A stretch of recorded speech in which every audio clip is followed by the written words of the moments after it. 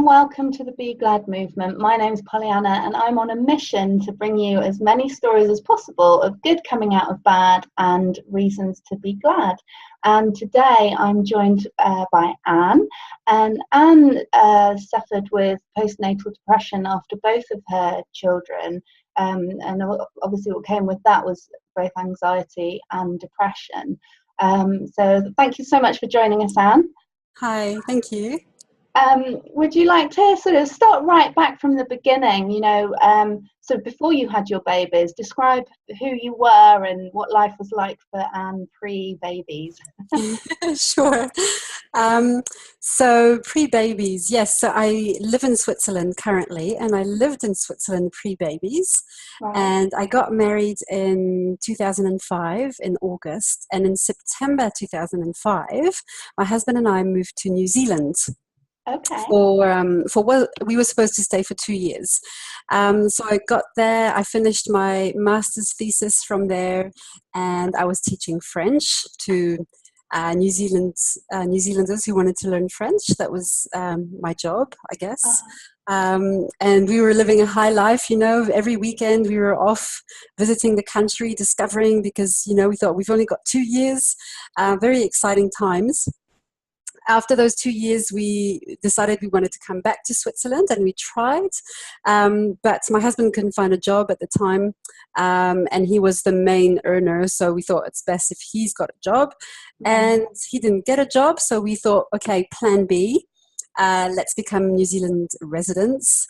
So we did that, applied for residency, got residency, and then my husband left his job and we started our own business. Wow. And actually, I got pregnant with my first child while we were trying to come back to Switzerland. So my daughter, my first child, was born 2 months after we launched our business.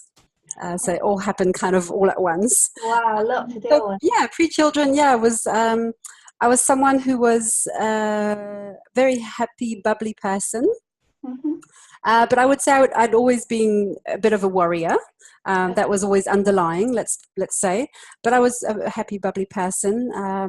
Lacked self-confidence, though. Yeah, there were a few things that, with hindsight, I think, they were probably predispositions. But I was mostly happy and very much wanted to be a mother. I'd always wanted to be a mum. That's ever since I was 11, 12. All I can remember is I can't wait to be a mum. So when I got pregnant, I was over the moon. Then shall I go into the children? Yeah, I was just going to say that you mentioned that you'd also launched a business. So was it 2 months? Within 2 months you were launching a business and pregnant as well? Crikey. Yeah. So that's a lot to deal with at any one time, each element on their own, let alone together. So tell me about how that panned out.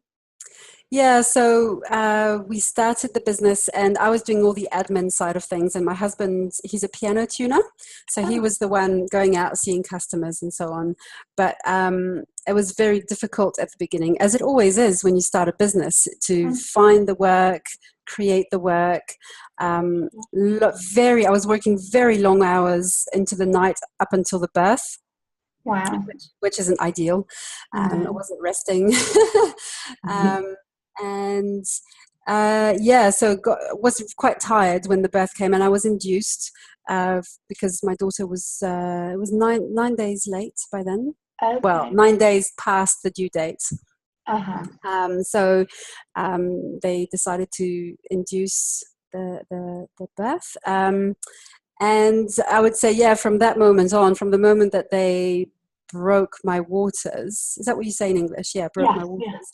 Yeah. I felt like I had completely lost control. I felt like everything had been taken out of my hands, and that I didn't really feel like it was definitely me giving birth. I was feeling the pain, but it wasn't my experience. Decisions were being made for me.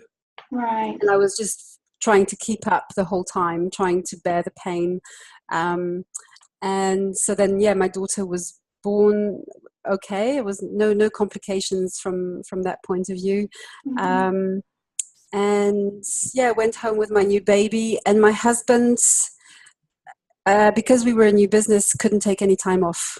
So Right. he basically took the day off the day that I gave birth. Oh, And then got home. When I got home, he wasn't there. He had to go and work because we had barely enough to live on. And so right. if he stopped working, we didn't have money to buy food. Sure. So I found myself in a foreign country. I had friends, but no family, No. and I was there on my own with this little being, Mm-hmm. and I absolutely panicked. I didn't know what to do. I didn't know who to ask, and I was crying a lot. But the midwives didn't really pick up on that. They thought it was just normal that I was tired. Right. There was no particular concern, and because I had never heard of PND or anything like that, it wasn't on my radar. So I just thought what I was experiencing was normal, what all Right. mums went through. Sure. So this went on and on um, and on Oh, bless you. until my daughter was about 8 months old, Mm-hmm. and I realized that when I was driving around, all I could think of was driving into walls when I was in the motorway and thinking, my life just is not worth living anymore. It would be a lot easier if I just ended it all. But the only thing that stopped me was that my baby was in the car with me, Right. and so I couldn't do it. But when I got to that point, I thought, this can't be normal. No. Um, so I went to see the doctor at that point, and he did the whatever test it's called, and said, "Yeah, you've got depression." Put me on antidepressants, which took about 4 to 6 weeks How to did kick you in. feel at that point in time when the doctor said, yes, you've got the Uh, depression and gave you the tablets? I felt like I was finally heard. I didn't feel understood, Right. but I felt like I had been heard, and Mm-hmm. I felt like, okay, maybe this is going to work because I can't keep living like this of Sure. constantly wanting to cry. So my day-to-day life would have been like just getting up in the morning and thinking, I don't want to live today. I just want to be tonight so I can go back to sleep. Right. Um, and I was just hopeful that these tablets would help me have a more normal life. And I was Uh-huh. an absolute control freak. Uh, so I had to control every single thing that happened every single day and plan ahead.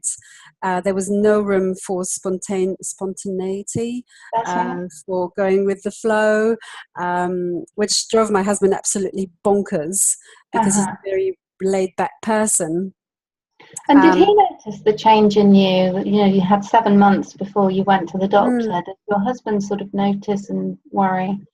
he did notice, but he actually had postnatal depression as well, Right. which we realized later on. But he was dealing with his own stuff, A, providing for the family and Sure. keeping the business going, and B, having to find himself again and redefine himself as a father, and finding himself limited left, right, and center, not being able to just pop out because here was his wife saying, no, we can't go out because the next nap is at such a time, and we can't go out because there's a nap. And, and so Right. the baby and the baby's routine was completely ruling our lives.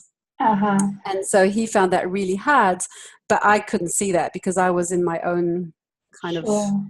downward spiral.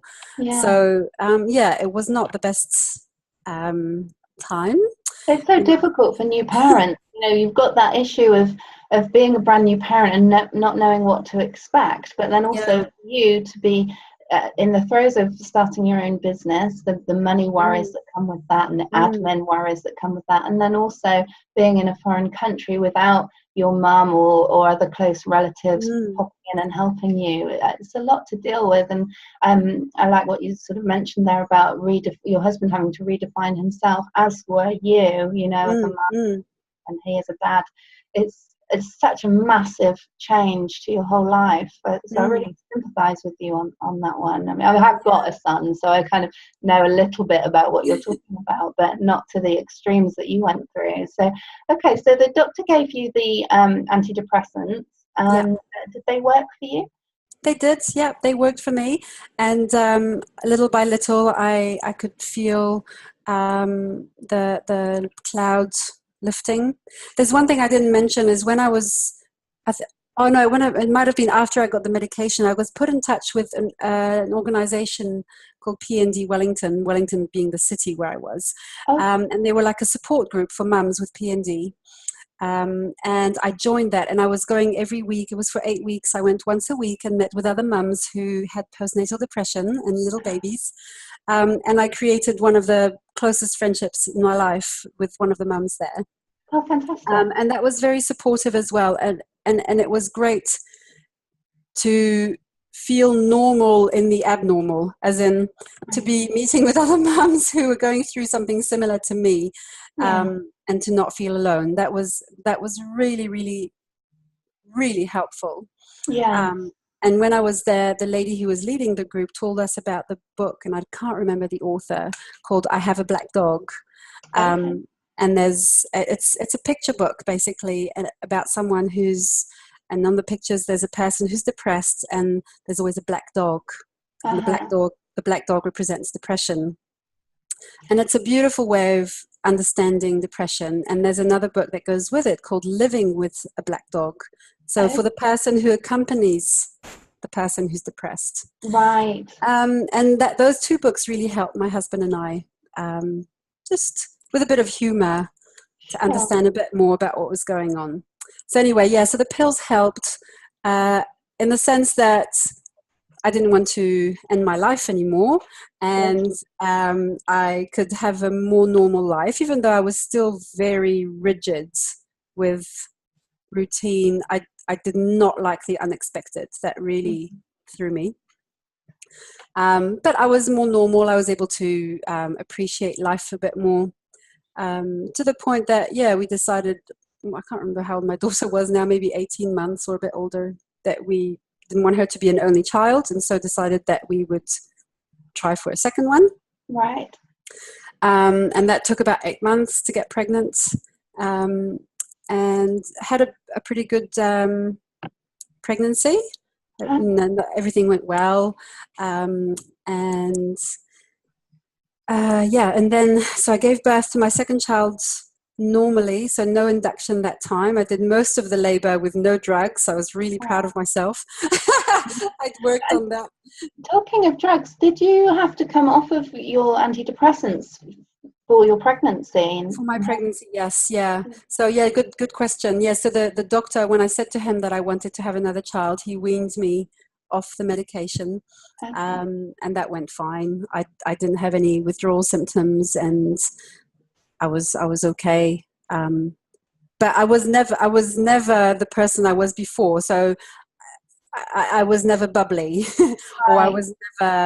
I was never super happy, or Well, I guess when they suppress the anxiety and depression feelings, they also suppress any other feelings that you're gonna get. yeah, yeah. And even when I came off them, um, I would say I was coping with life, but I Right. was not enjoying life. Sure, sure. Um, But you still went yeah, ahead and had another baby, I so still did. Because we really didn't want our daughter to be an only child. It was yeah, very important to us. And you know, you don't know if you're going to experience the same thing again or not, but it sure. was very much present in my mind. So as I got ready for my second child, I bought a big freezer, which I filled with meals and bread and things, you know, before the birth, so that I had lots of meals that I didn't have to cook after Mm-hmm. the birth. So I put a lot of things in place, Better before prepared the this birth of the second one. time. um, but again, that was my control freak side, you know. I can laugh about it now. It wasn't funny at the time. Uh-huh. Um, yeah, it was not funny at all.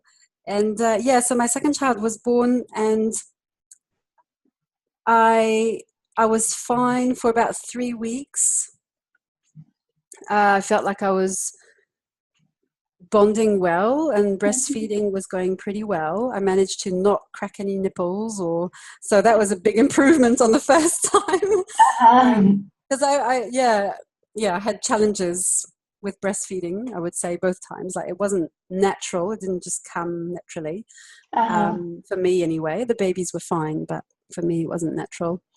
And but I noticed, I think by the second week, I noticed that every time I had a letdown, a milk letdown, mhm.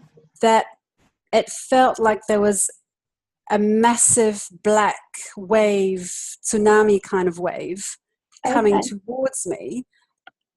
And I felt utter despair every single time I had a milk letdown. And I just, I can't, it's hard to describe. Right. Really like a tsunami of darkness, just completely overwhelming me, Yeah. and just feeling chilled to the bone every single time I had a letdown, which is supposed to be the time where you feel all these feelings of love Sure. normally for your child. And so I was thinking, what's wrong with me? When I have these waves, I just want to, give my child away, and it's Mm. horrible. Um, and I was lucky to have a friend who works for La Leche League, Okay. so breastfeeding support league, who was visiting me one day when I was breastfeeding, and she must have seen something when the milk letdown happened, and she said, "Are you okay?" And I briefly described to her what was happening, and she said, "You know what? I think I've heard of this." And so she did some research and discovered that there was a name for what was happening to me. Wow. And it's quite a rare condition, and it's called D-MER. So D, capital D dash capital MER. Okay. And so if you Google that, it'll describe this condition. So that was Interesting. good for me to have a name. And then, so that was happening. But then as things continued, the darkness, the anxiety just got worse and worse, just grew. Not only to when the letdown happened, but to all the time. And my parents had planned to come, so they arrived when my son was about 4 weeks old. And when he was about 5 weeks old, by that stage I was crying all the time and desperate and really anxious about everything. Yeah. And so I was feeling like I constantly had my heart beating really fast, clammy, cold hands, sore tummy, and just crying and crying and crying and crying. And the midwife visited me one day, and she said to me, maybe you should stop breastfeeding, because I told her about what was happening, and she said, I don't think it's helping you that this is happening every time. Right. And in New Zealand, for a midwife to tell you to stop breastfeeding is huge. I don't know what it's like in England, but in New Zealand, they are very, very pro breastfeeding. Yeah. So mothers who stop breastfeeding can be attacked quite Oh, nasty verbally God. by midwives, and really put Wow. down. It's not nice. So I had a lovely midwife, but for her to hear her telling me, and maybe you should stop breastfeeding, I thought, oh my goodness, I must be in a bad place. And then the day after that, the despair and the anxiety, I can't tell you why, it's chemical, or I don't know what it is, but the day after that, it got so bad that I just felt like, how can I describe that? I just wanted to like rip myself apart. I just didn't want to live for a Right. second longer. And so I still get quite emotional when I talk about it, even though it's all resolved. So I went to my mum and dad, and I said, you need to take me to the hospital now. Right. Um, Okay. and so luckily we bought bottles and formula the day before. They were all there ready to go. So my mum took me to the hospital, and my dad stayed home with my daughter and my son. My husband was at work, always at work. And so she took me to the hospital, and very quickly they triaged me very fast, because they saw what state I was in, got me to see the mental health specialists very Right. quickly. And they put me on I guess, sedatives Okay. and antidepressants. Right. And I can't tell you why they did not put me on the same antidepressants as the first time. They put me on another one. But they said because of the sedatives, you can't breastfeed. So you're going to have to either stop breastfeeding or pump for a few weeks while you're on the sedatives. And I said, oh, I'll just stop breastfeeding. You know, I didn't care at that point. Sure. And did you feel any relief getting to the hospital at that point? I felt relief because I knew that if I didn't get help, I was going to kill myself. Sure, sure. And I didn't want to kill myself. No. I could tell it wasn't. I could tell it wasn't me. It wasn't the real me. It was something else was controlling me. Yeah. Yeah. And so I felt really big relief that they could give me anything that would stop me from wanting to kill myself. Sure, sure. And so the meds, the strong meds they gave me, worked quite quickly, and so I became quite. I want to use the word like a vegetable a bit. It's not that bad, but. I was sleeping a lot and no emotions, no engagement. But at least I was, not crying anymore. And I wasn't wanting to kill myself. So that was an improvement for me. You'd started that road to recovery at that point in time. Yeah. And then,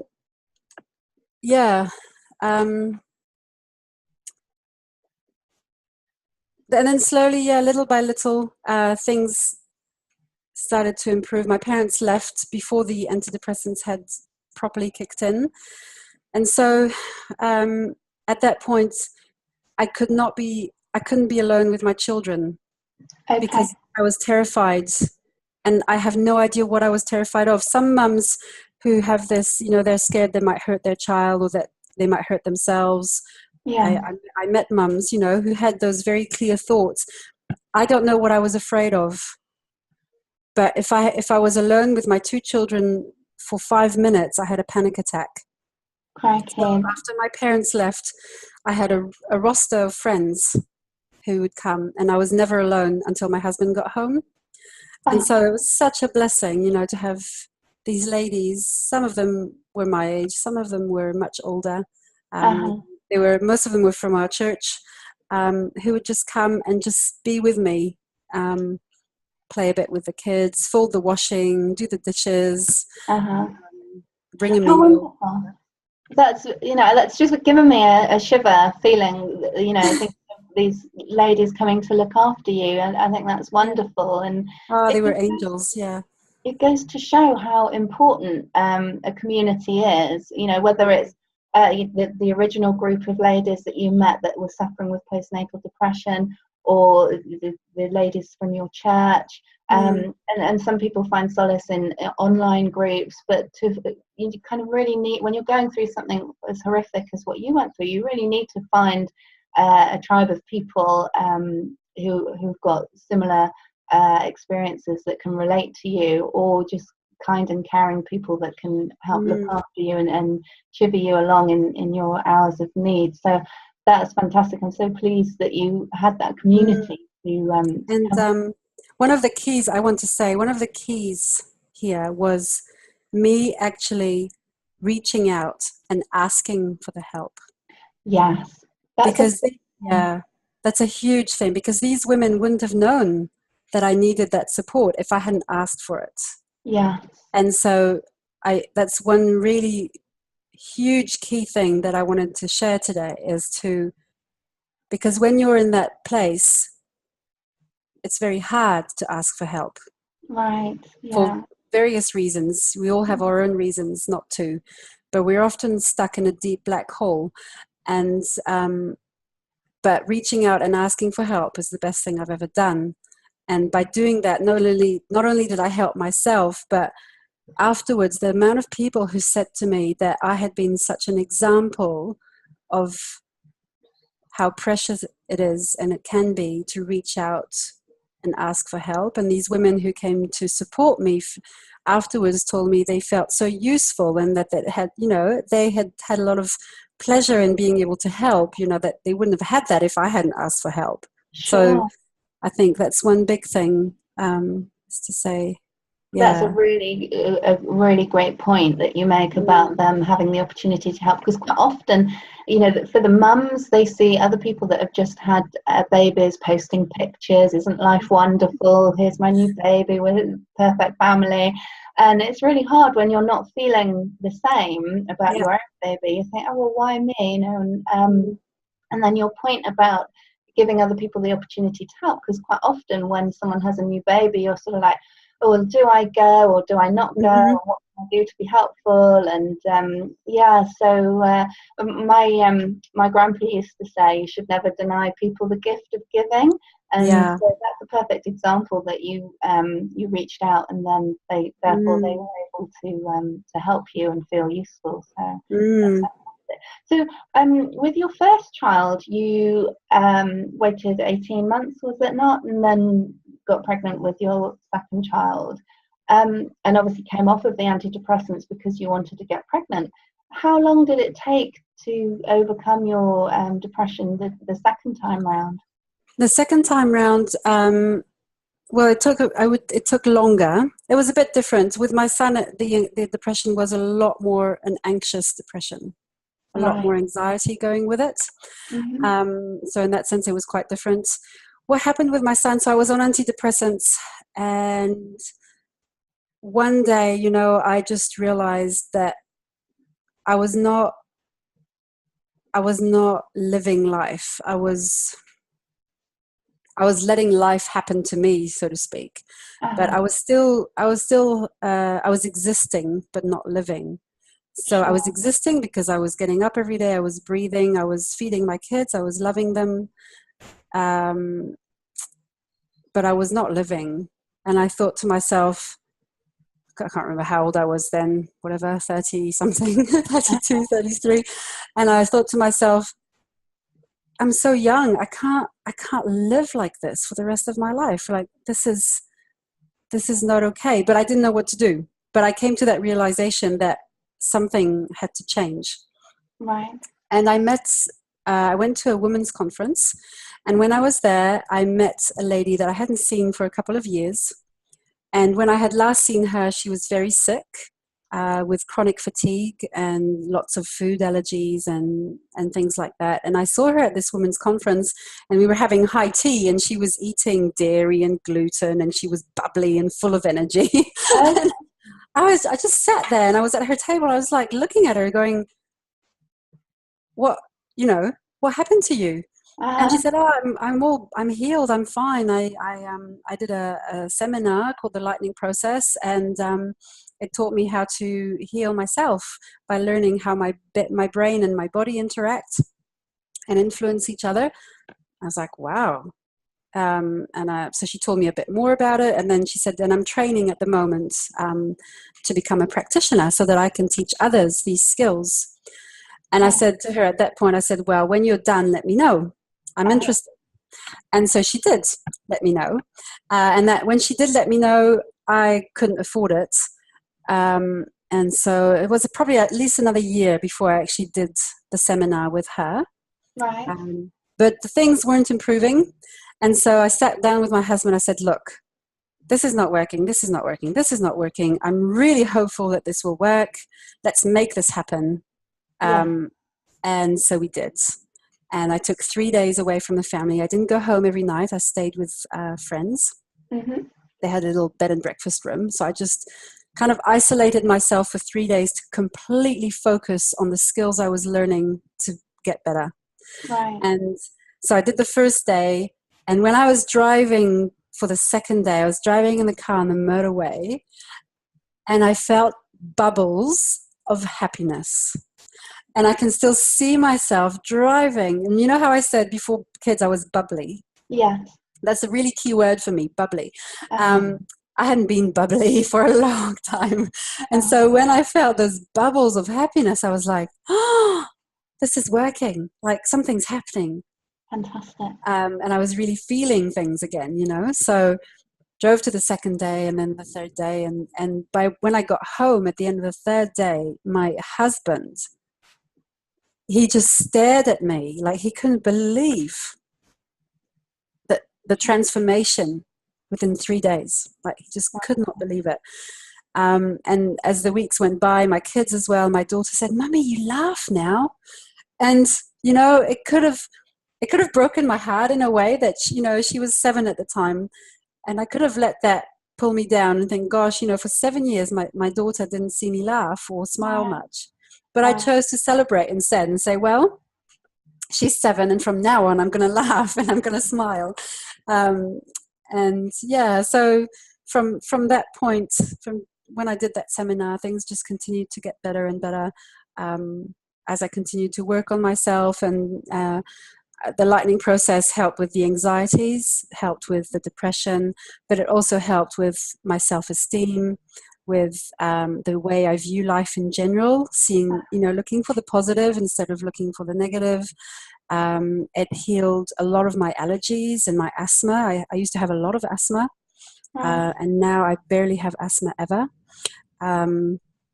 So it transformed many areas of my health, be it mental or physical.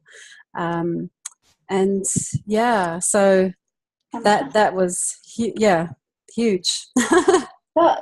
So this lightning process, I've actually heard of it before because I interviewed a lady called Nikki who she was suffering with very different issues, but she also did the lightning process and it worked for her. But it's fantastic that you met a lady that you already knew and you already knew her previous story, to see the transformation that the lightning process had given her. I sound like I'm doing an ad for the lightning process now. But no, that's fantastic, because it then therefore gave you the confidence in it. Because so often we hear, oh, you should try this, you should try that, but you could actually see the transformation in this woman already. And then I think the key was, for me, when you were just talking about how you went through the lightning process, was that you recognized you needed some time for you, those 3 days, to actually consolidate the learning and just be Anne again, you know, not be mum, not be wife, not be business administrator, just be Anne, and get your head around it all and retune with yourself. Because again, another key point that you mentioned earlier about being in the hospital, having your daughter, the first baby, that you felt like you lost control, that your life wasn't yours anymore, that it was all about the baby, and obviously in the hospital the medical decisions were the medical decisions, not your decisions.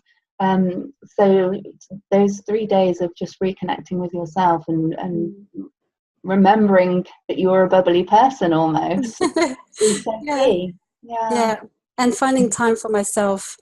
I had started doing it a little bit before I did the lightning process, but it became something that I fought for very hard after that as well. Having what I called mummy time. And so every weekend for 2, 3, 4 hours, it depended, I would leave the kids with my husband, and I would just disappear somewhere where nobody could ask me anything. And often I didn't do much, you know. Sometimes I just went for a walk or read a book. But that's something that was became very important, because as mothers, as you know, the kids will take everything if you give them everything. And having to learn boundaries and teaching them as well that mummy's her own person, and mummy also needs time sometimes to fill up her tank. Sorry. That's all right. So you've already mentioned about telling people that they should reach out for help. What would your message be to somebody who's going through the same as what you're going through now? I would say, reach out for help. Really, don't be scared to reach out for help. Finding a way to not feel alone, so finding a community in one way or another, I think is really important. Supportive people around, and not those communities that, you know, bring each other down. One of those communities that build each other up, because that makes a big difference. And never giving up looking for what is going to make a difference and what's going to make you better. I never gave up. I always knew that there was something out there that was going to help. Right. And I think hanging on to that hope, that knowledge that there is something, even if you don't know what it is right now, Mm-hmm. there is a way out. There is a way out. That's really key. And yeah, taking time for yourself and looking after yourself. And that can be very small things. Yesterday, it had been raining all morning, and just before lunch, a bit before I had to get my kids from the bus stop, the sun came out. And so I decided, okay, I'm going to stop. And I just went outside and I sat in a chair and I just let the rays of the sun just, Wonderful. I just enjoyed the warmth of the sun for, 3-4 minutes. It wasn't long, but sometimes that's all it takes. Just a few moments. Just a few moments to breathe deeply, listen to, focus on the sounds of the birds, or it just brings your attention to something else. Right. And you're able to hear yourself. I think stopping and listening to what your body is telling you, or what your unconscious might be telling you, and listening to that and following that voice. And that voice for me was, don't give up, don't give up, don't give up, don't give up. I didn't. But yeah. Having lived through this experience, would you say that it's made you stronger in a way? Definitely. I wouldn't be the person I am today if I hadn't been through all this. I wouldn't have the empathy that I have for others who are suffering if I hadn't been through that.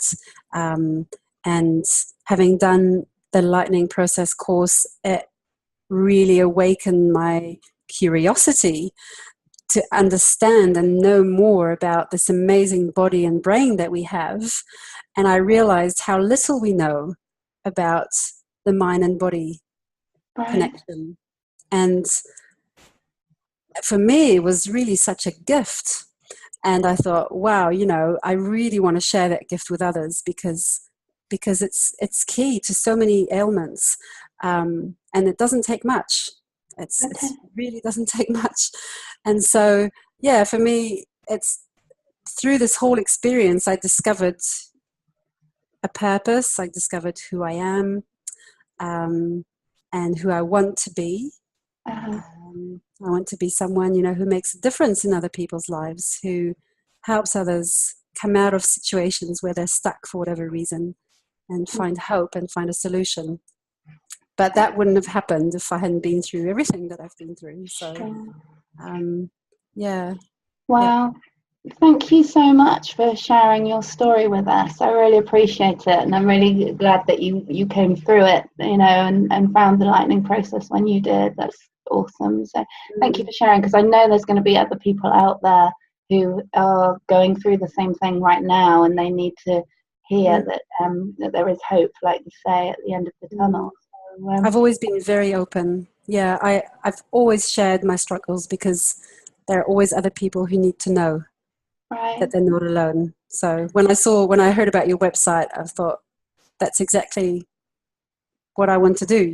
That's why, for me, that's why you go through struggles, so you can share them, so others don't feel so alone. So fantastic. Yeah. Thank you so much. I really appreciate it. My pleasure. So if you like this video, then please hit like and subscribe, and then you'll get updates when new videos are posted. You can also follow us on Instagram, Twitter and Facebook. If you search at Be Glad Movement, you will find us. The website is beglad.co.uk. If you've got a story that you'd like to share, please do get in touch. It doesn't matter if it's a similar story to someone else's, because your words and your story and your voice will speak to someone at the moment that they need to hear it. So I truly believe that it's important. Everybody should have the opportunity to share their story. So please do get in touch. And I look forward to seeing you in another episode. Many thanks.